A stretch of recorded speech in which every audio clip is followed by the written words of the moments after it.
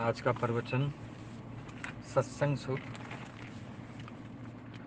प्राणी जब किसी को प्यार करने लगता है, जब किसी की शरण में जाता है, तो उसे छोड़कर जाएगा कहाँ। वह उसके हृदय का प्रकाश है, वह उसके भावों को विकसित करने वाला। इन निरर्थक भावनाओं को अपने पैर से कुचल करके मनुष्य के हृदय में ज्योति, एक प्रकाश, एक आनंद की भावना पैदा करने वाला, उसे छोड़कर कहाँ जाएगा प्राणी। यदि उसने जीवन में प्रेम से प्रभु को याद किया, तो आप जानती हैं क्या होगा ये। आप कहते हो धर्मराज आएगा, यमराज आएगा, स्वर्ग ले जाएगा, विमान पर बिठाएगा या भैंसे पर चढ़कर आएगा, गदा दिखलाएगा और भय से मनुष्य मर जाएगा। ये किसके लिए? भैंसे वाला यमराज जो है वे पापियों के लिए, और वे धर्मराज है जो स्वर्ग में ले जाने वाला, वे पुण्य आत्माओं के लिए। लेकिन आपके लिए कौन सा भगवान आएगा? आपके लिए वो भगवान जिसको आपने याद किया है। वह कहेगा, चल, मैंने तुझे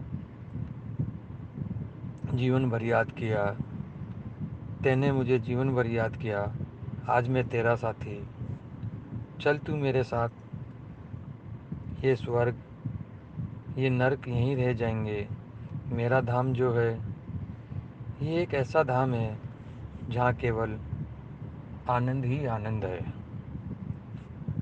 स्वर्ग की प्राप्ति के बाद पुण्य क्षय होने पर फिर मनुष्य का जन्म धारण करो, फिर कर्म करो, फिर यदि शुभ कर्म हो तो जाओ स्वर्ग में। तो आवागमन तो बना ही रहा, किंतु जो भगवान का प्रिय हो गया उसके लिए आवागमन कैसा।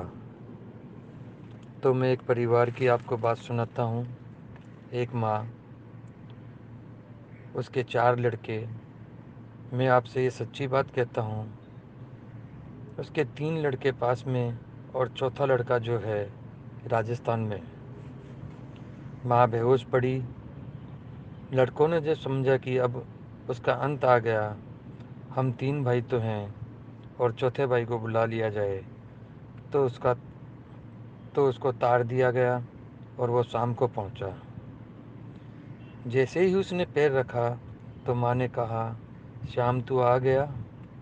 बस, लड़के का नाम श्याम था।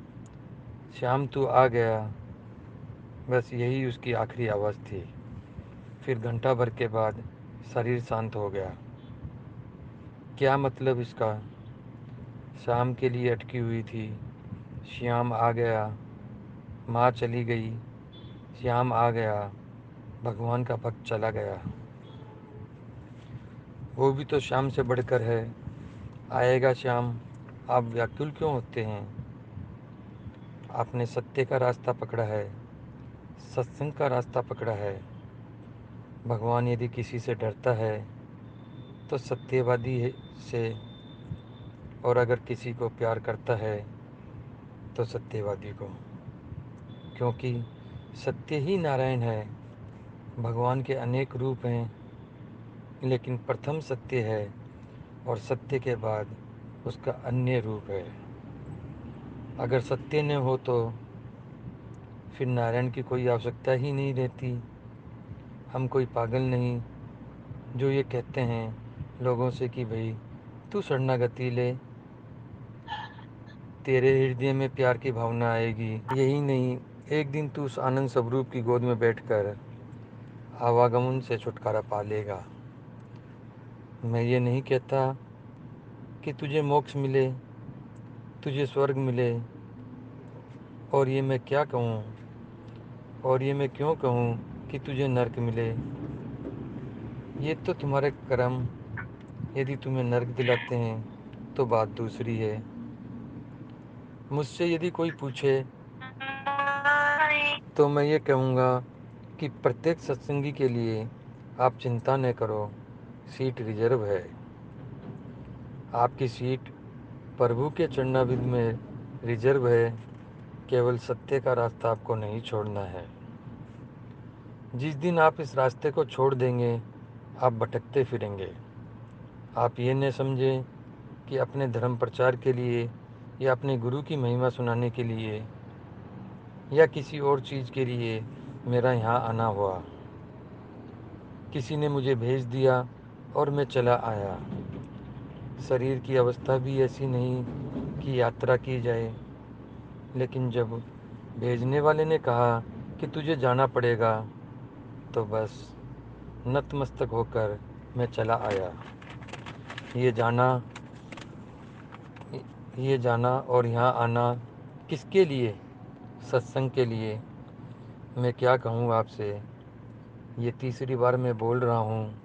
प्रभात में 6 बजे से बोलना शुरू किया, 7:10 तक बोला। उसके बाद 9:15 से शुरू किया, 10:27 तक बोला।